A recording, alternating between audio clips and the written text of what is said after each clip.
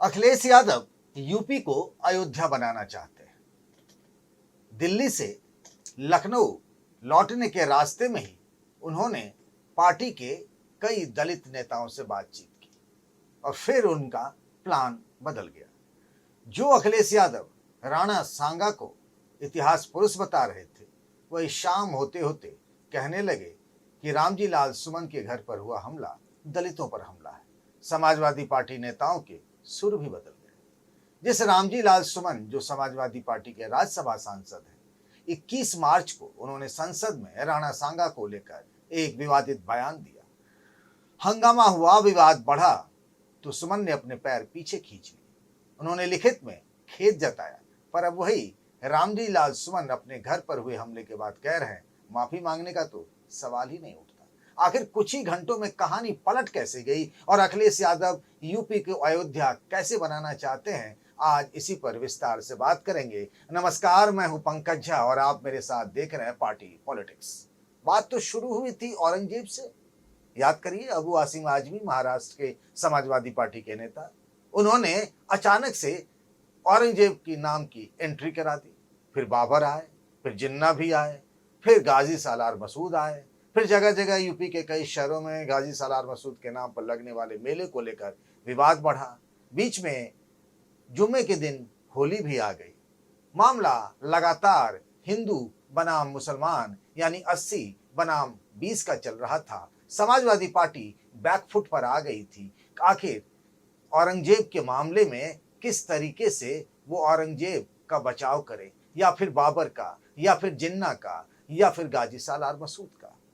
उसे लग रहा था बात आगे बढ़ी तो सांप्रदायिक ध्रुवीकरण हो सकता है और ऐसा होने पर हमेशा से ही नुकसान समाजवादी पार्टी का होता है। योगी आदित्यनाथ इसलिए खुलकर बैटिंग कर रहे थे। लगातार संभल से लेकर जुम्मे के दिन होली पर वो लगातार हमले कर रहे थे और विपक्ष को, खास तौर से अखिलेश यादव और उनकी टीम को जिन्ना समर्थक बता रहे थे। इसी दौरान रामजी लाल सुमन का भी बयान आया। उस बयान पर विवाद बढ़ा। करनी सेना पहुंच गई आगरा, ये बात कल की है, और जब करनी सेना वहां पहुंची तो खुलेआम चेतावनी देकर पहुंची कि रामजी लाल सुमन के घर के बाहर की ईंट बजा देगी, ईंट से ईंट बजा देगी। उसी दिन यूपी के मुख्यमंत्री योगी आदित्यनाथ भी वहीं थे, यानी आगरा में ही थे। और जब ये सब हो रहा था, उस समय समाजवादी पार्टी के अध्यक्ष अखिलेश यादव कन्नौज में थे।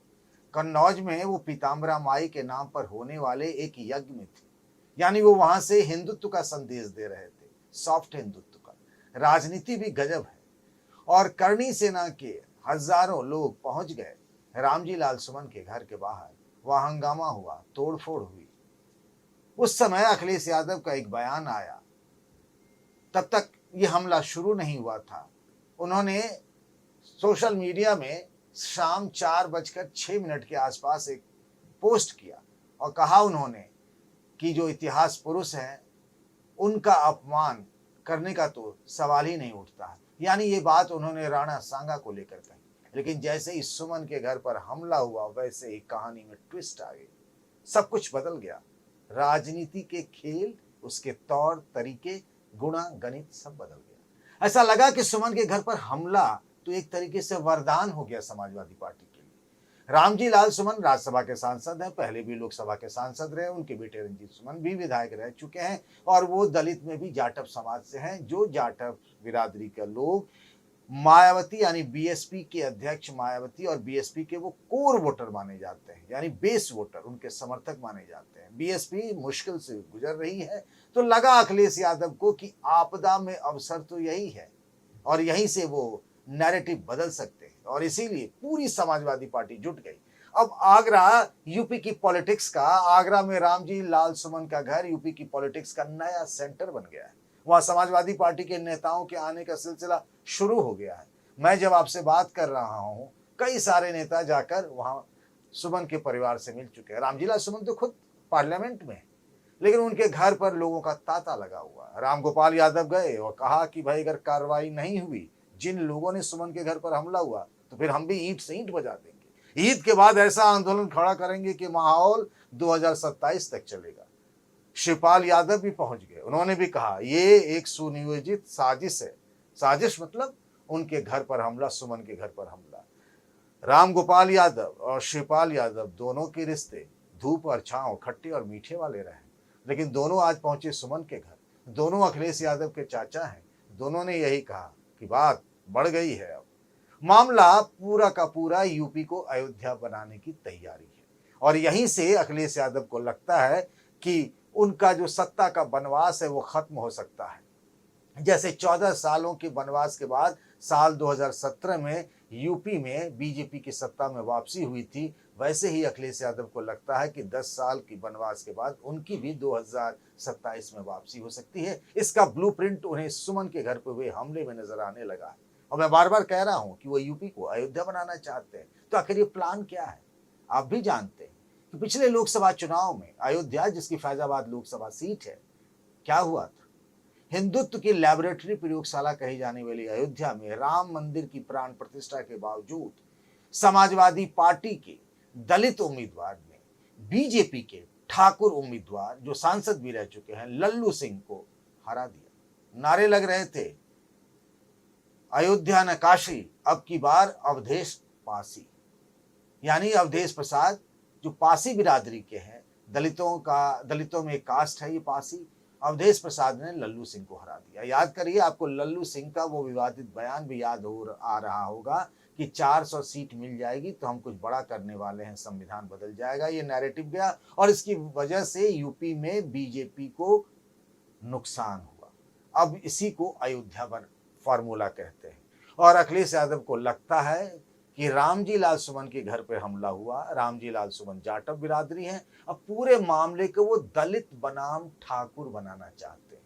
यूपी के मुख्यमंत्री योगी आदित्यनाथ चूंकि ठाकुर समाज से हैं, तो इसीलिए, और चूंकि करणी सेना ठाकुरों की, मतलब क्षत्रियों की नुमाइंदगी करने वाली पार्टी एक संगठन माना जाता है, और करणी सेना के जिस तरीके से हजारों समर्थक वहां पहुंचे थे, और जिस वक्त योगी आदित्यनाथ खुद आगरा में थे, और आपने देखा होगा कि तोड़फोड़ हुई, हंगामा हुआ, करणी सेना के भी कई कार्यकर्ता इसमें चोटिल हुए, पुलिस वाले भी चोटिल हुए, लेकिन अभी तक किसी की गिरफ्तारी नहीं हुई। तो ये कहा जा रहा है कि ये सब सत्ता के इशारे पर हुआ। करणी सेना के बवाल करने वाले समर्थकों को बचाया जा रहा है। इसमें कोई दो राय नहीं कि राणा सांगा एक इतिहास पुरुष है, एक लिहाज से कि जिस तरीके से उन्होंने संघर्ष किया, उनकी वीरता की कहानी, और इस पर कोई सवाल नहीं हो सकता। इतिहास की अलग अलग किताबों में राणा सांगा की बहादुरी का जिक्र है। लेकिन जब सुमन के घर पर हमला हुआ तो उसके बाद से कहानी बदल गई, और ऐसा लगा कि पूरे मामले को एक राजनीतिक प्रयोग के तौर पर देखा जा सकता है। पहले दांव में तो देखें, समाजवादी पार्टी को लीड मिल गई, क्योंकि कहीं ना कहीं एक दलित के घर पर जिस तरीके से हमला हुआ, भाई जो सरकार और जो पुलिस ये कहती है कि उसके बिना पत्ता नहीं हिल सकता, यहाँ राम राज्य है, वहां पर खुली चेतावनी देकर एक सेना, करणी सेना, जिसके समर्थक वहां पहुंच जाते हैं, हंगामा भी करते हैं, तोड़फोड़ भी करते हैं, तो एक तरीके से जो एक डिफेंसिव मोड में थी समाजवादी पार्टी, बैकफुट पर थी। वो मामला औरंगजेब से लेकर के गाजी सलार मसूद तक का भी मैं कह रहा हूँ।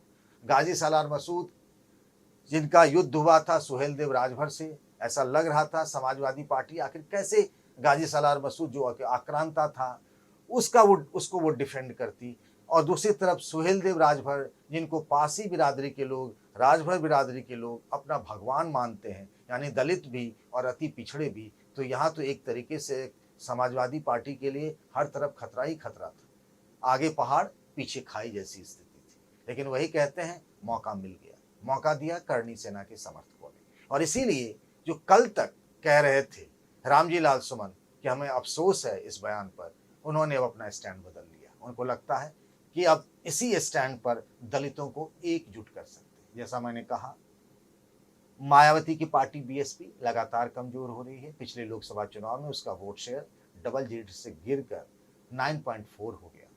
चंद्रशेखर रावण यूपी में दलितों की राजनीति में एक सशक्त आवाज बनकर उभरे हैं, वो सांसद बन गए। दलितों का जो वोटर है वो सोच रहा किधर जाएं, क्या करें, बहन जी कमजोर हो रही हैं तो क्या करें। एक समय था जब मायावती के साथ हुए गेस्ट हाउस कांड, और फिर दलितों को जो नौकरी में प्रमोशन में, सरकारी नौकरी में प्रमोशन में जो आरक्षण मिलता था, वो सब जब वापस हुआ तो ऐसा लग रहा था कि एक तरीके से जो अखिलेश यादव के जो वोटर हैं, खासतौर से अगर हम यादवों के बारे में कहें तो उनके बारे में कहा जाता था कि उनका और दलित समाज का 36 का आंकड़ा है, क्योंकि गांव देहात और समाज में इन दोनों के बीच द्वंद्व होते रहे हैं और ये कहा जाता था कि दलितों पर यादव बिरादरी के लोग अत्याचार करते थे। ये कहानी थी, लेकिन फिर बाद में मायावती ने खुद ही समाजवादी पार्टी से समझौता किया और पिछले लोकसभा चुनाव में दलितों का एक बड़ा तबका जो है उसने समाजवादी पार्टी को वोट किया। मामला 20% दलित समाज का है, यानी अगर उसके पास पहले से 20% मुस्लिम वोटर हैं, फिर यादव वोटर भी हैं, और अगर दलितों का एक बड़ा तबका उसके साथ जुड़ जाता है तो अखिलेश यादव और समाजवादी पार्टी को एक मजबूत बेस वोट मिल सकता है, जो बीजेपी के लिए खतरे की घंटी है।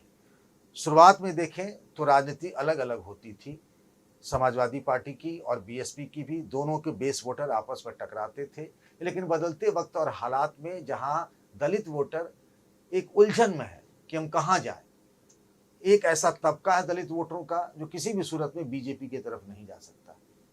कुछ लग रहा बीएसपी कमजोर हो गई है, तो आखिर वो क्या करे। दलित वोटरों का झुकाव समाजवादी पार्टी के साथ हो सकता है, और अगर हम देखें तो 2022 के विधानसभा चुनाव में भी ऐसा हुआ, 2024 के लोकसभा चुनाव में हुआ। समाजवादी पार्टी ने मेरठ जनरल सीट पर दलित उम्मीदवार दिया, फैजाबाद में जनरल सीट पर दलित उम्मीदवार दिया और वहाँ जीत भी हुई। तो इस तरीके से, और जिस तरीके से दलित नेताओं को जो दूसरी पार्टियों से आए हैं, इंद्रजीत सरोज से लेकर के दूसरे नेता हैं, उनको अखिलेश यादव अपने साथ लेकर चल रहे हैं, उससे एक मैसेज जा रहा है। तो क्या ये जो एक राणा सांगा वाला जो बयान आया, जिस पर अब धीरे धीरे करके समाजवादी पार्टी के नेता अपना स्टैंड बदल रहे हैं, अब तक तो बैकफुट पर थी समाजवादी पार्टी, क्योंकि वहाँ हिंदू बनाम मुसलमान होने का खतरा था, औरंगजेब से लेकर बाबर और सुहेलदेव राजभर को लेकर के। योगी आदित्यनाथ इसीलिए लगातार अपोलोजेटिक होते थे। वो किसी भी बात पर, जैसे अनुज चौधरी सीओ जो संभल के हैं, जिन्होंने कहा था कि अगर भाई जुम्मे के दिन, होली के दिन, जिस दिन जुम्मे की भी नमाज थी, अगर आपको रंग से कोई ऐतराज़ है तो आप घर से बाहर नहीं निकलिए, इस बात का भी समर्थन किया था। लेकिन अब मामला ठाकुर बनाम दलित करा करके 20% दलित वोटरों को जोड़ने की तैयारी में लगे हुए हैं अखिलेश यादव। लेकिन कई बार ऐसा भी हुआ है कि मामला बढ़ ही नहीं पाता है, टाइम फिक्स भी हो जाया करता है। अब सवाल आपसे कि क्या आपको लगता है अखिलेश यादव, रामजी लाल सुमन जो दलित बिरादरी के राज्यसभा सांसद हैं, उनके घर पर हुए हमले को अब वो ठाकुर बनाम दलित कराकर दलित वोटरों को अपने साथ जोड़ पाएंगे? क्या इससे समाजवादी पार्टी को फायदा होगा, या फिर कोई नया नैरेटिव आ जाएगा, बीजेपी के हक में चला जाएगा और फिर मामला हिंदू बनाम मुसलमान का हो जाएगा और समाजवादी पार्टी जहां खड़ी थी वहीं रह जाएगी? आपकी राय का इंतजार रहेगा। तब तक अपना ख्याल रखिएगा। नमस्कार।